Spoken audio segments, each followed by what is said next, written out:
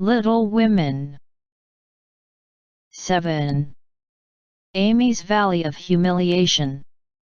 That boy is a perfect cyclops, isn't he?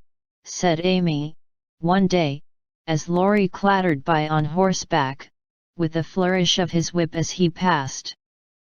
How dare you say so, when he's got both his eyes? And very handsome ones they are, too, cried Jo, who resented any slighting remarks about her friend.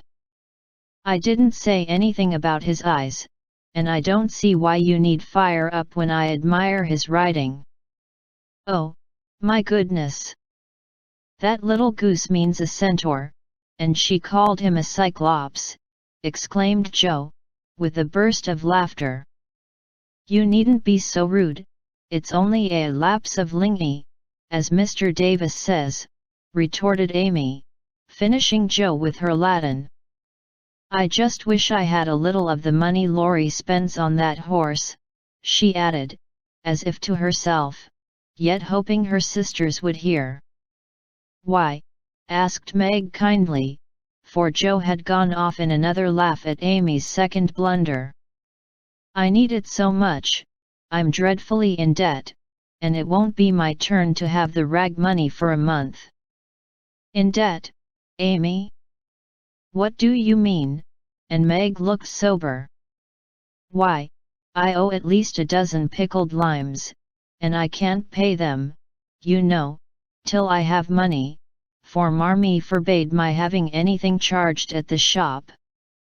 Tell me all about it. Are limes the fashion now?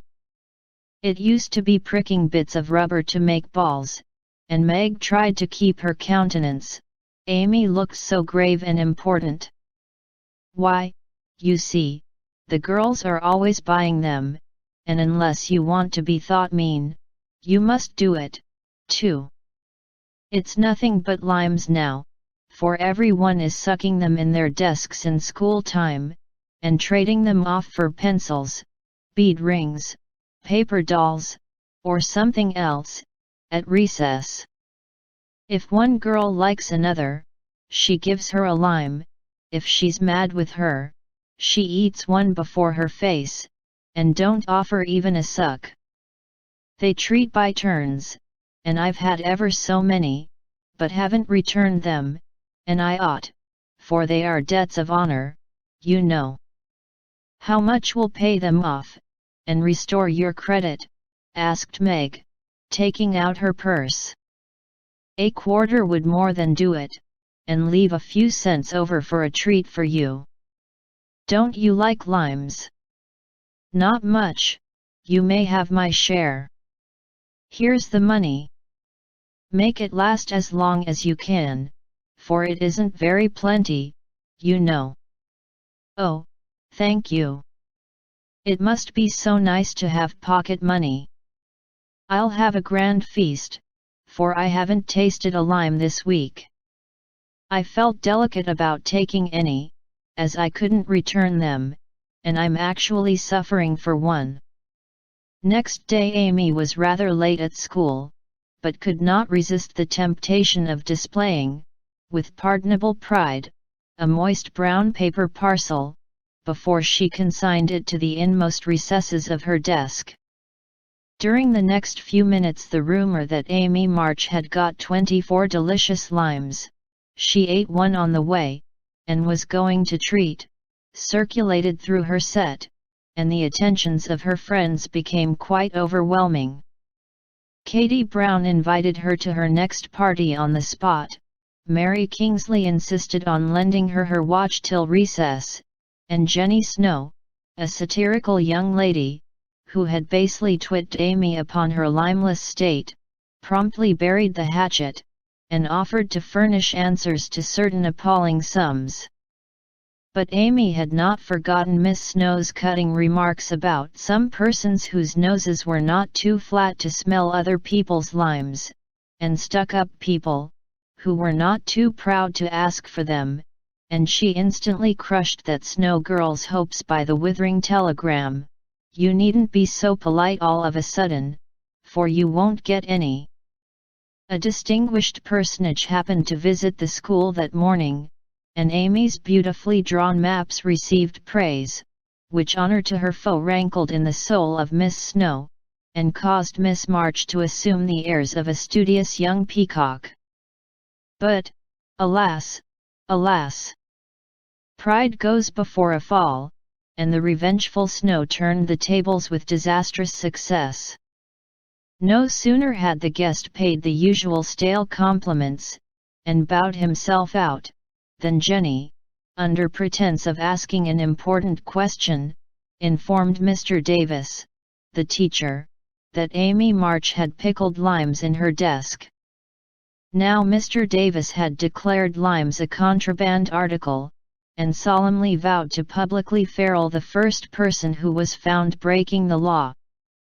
This much enduring man had succeeded in banishing chewing gum after a long and stormy war, had made a bonfire of the confiscated novels and newspapers, had suppressed a private post office, had forbidden distortions of the face, nicknames, and caricatures, and done all that one man could do to keep 100 rebellious girls in order. Boys are trying enough to human patience, goodness knows. But girls are infinitely more so, especially to nervous gentlemen, with tyrannical tempers, and no more talent for teaching than Dr. Blimber. Mr. Davis knew any quantity of Greek, Latin, algebra, and ologies of all sorts, so he was called a fine teacher, and manners, morals, feelings, and examples were not considered of any particular importance. It was a most unfortunate moment for denouncing Amy, and Jenny knew it. Mr. Davis had evidently taken his coffee too strong that morning. There was an east wind, which always affected his neuralgia, and his pupils had not done him the credit which he felt he deserved. Therefore, to use the expressive, if not elegant, language of a schoolgirl, he was as nervous as a witch and as cross as a bear. The word limes was like fire to powder, his yellow face flushed, and he rapped on his desk with an energy which made Jenny skip to her seat with unusual rapidity. "Young ladies, attention, if you please." At the stern order the buzz ceased, and 50 pairs of blue, black, grey, and brown eyes were obediently fixed upon his awful countenance. "Miss March, come to the desk." Amy rose to comply with outward composure, but a secret fear oppressed her, for the limes weighed upon her conscience. "Bring with you the limes you have in your desk," was the unexpected command which arrested her before she got out of her seat. "Don't take all," whispered her neighbor, a young lady of great presence of mind. Amy hastily shook out half a dozen, and laid the rest down before Mr. Davis, feeling that any man possessing a human heart would relent when that delicious perfume met his nose. Unfortunately, Mr. Davis particularly detested the odor of the fashionable pickle, and disgust added to his wrath. "Is that all?" "Not quite," stammered Amy. "Bring the rest immediately." With a despairing glance at her set, she obeyed. "You are sure there are no more?" "I never lie, sir." "So I see. Now take these disgusting things 2 by 2, and throw them out of the window." There was a simultaneous sigh, which created quite a little gust, as the last hope fled, and the treat was ravished from their longing lips. Scarlet with shame and anger, Amy went to and fro 6 dreadful times, and as each doomed couple looking so plump and juicy fell from her reluctant hands, a shout from the street completed the anguish of the girls, for it told them that their feast was being exulted over by the little Irish children, who were their sworn foes. This was too much.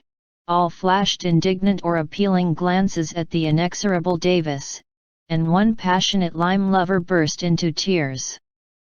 As Amy returned from her last trip, Mr. Davis gave a portentous hem, and said, in his most impressive manner, "Young ladies, you remember what I said to you a week ago. I am sorry this has happened, but I never allow my rules to be infringed, and I never break my word. Miss March, hold out your hand." Amy started, and put both hands behind her, turning on him an imploring look which pleaded for her better than the words she could not utter. She was rather a favorite with old Davis, as, of course, he was called, and it's my private belief that he would have broken his word if the indignation of one irrepressible young lady had not found vent in a hiss. That hiss, faint as it was, irritated the irascible gentleman, and sealed the culprit's fate. "Your hand, Miss March," was the only answer her mute appeal received, and, too proud to cry or beseech, Amy set her teeth, threw back her head defiantly, and bore without flinching several tingling blows on her little palm. They were neither many nor heavy, but that made no difference to her. For the first time in her life she had been struck, and the disgrace, in her eyes, was as deep as if he had knocked her down. "You will now stand on the platform till recess," said Mr. Davis, resolved to do the thing thoroughly, since he had begun. That was dreadful. It would have been bad enough to go to her seat, and see the pitying faces of her friends, or the satisfied ones of her few enemies, but to face the whole school, with that shame fresh upon her, seemed impossible, and for a second she felt as if she could only drop down where she stood, and break her heart with crying. A bitter sense of wrong, and the thought of Jenny Snow, helped her to bear it, and, taking the ignominious place, she fixed her eyes on the stove funnel above what now seemed a sea of faces, and stood there, so motionless and white that the girls found it very hard to study, with that pathetic figure before them. During the 15 minutes that followed, the proud and sensitive little girl suffered a shame and pain which she never forgot. To others it might seem a ludicrous or trivial affair, but to her it was a hard experience, for during the 12 years of her life she had been governed by love alone, and a blow of that sort had never touched her before.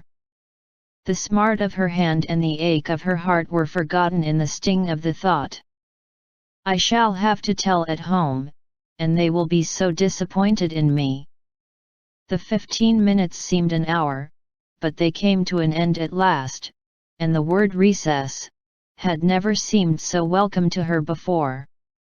"You can go, Miss March," said Mr. Davis, looking, as he felt, uncomfortable. He did not soon forget the reproachful glance Amy gave him, as she went, without a word to anyone, straight into the anteroom, snatched her things, and left the place forever, as she passionately declared to herself. She was in a sad state when she got home, and when the older girls arrived, some time later, an indignation meeting was held at once. Mrs. March did not say much, but looked disturbed, and comforted her afflicted little daughter in her tenderest manner. Meg bathed the insulted hand with glycerin and tears. Beth felt that even her beloved kittens would fail as a balm for griefs like this. Joe wrathfully proposed that Mr. Davis be arrested without delay, and Hannah shook her fist at the villain, and pounded potatoes for dinner as if she had him under her pestle. No notice was taken of Amy's flight, except by her mates, but the sharp-eyed demoiselles discovered that Mr. Davis was quite benignant in the afternoon, also unusually nervous. Just before school closed, Jo appeared, wearing a grim expression, as she stalked up to the desk, and delivered a letter from her mother, then collected Amy's property, and departed, carefully scraping the mud from her boots on the doormat, as if she shook the dust of the place off her feet. "Yes, you can have a vacation from school, but I want you to study a little every day, with Beth," said Mrs. March, that evening. "I don't approve of corporal punishment, especially for girls. I dislike Mr. Davis's manner of teaching, and don't think the girls you associate with are doing you any good, so I shall ask your father's advice before I send you anywhere else." "That's good. I wish all the girls would leave, and spoil his old school. It's perfectly maddening to think of those lovely limes," sighed Amy, with the air of a martyr. "I am not sorry you lost them, for you broke the rules, and deserved some punishment for disobedience," was the severe reply, which rather disappointed the young lady, who expected nothing but sympathy. "Do you mean you are glad I was disgraced before the whole school?" cried Amy. "I should not have chosen that way of mending a fault," replied her mother, "but I'm not sure that it won't do you more good than a milder method. You are getting to be rather conceited, my dear, and it is quite time you set about correcting it. You have a good many little gifts and virtues, but there is no need of parading them, for conceit spoils the finest genius. There is not much danger that real talent or goodness will be overlooked long. Even if it is, the consciousness of possessing and using it well should satisfy one, and the great charm of all power is modesty."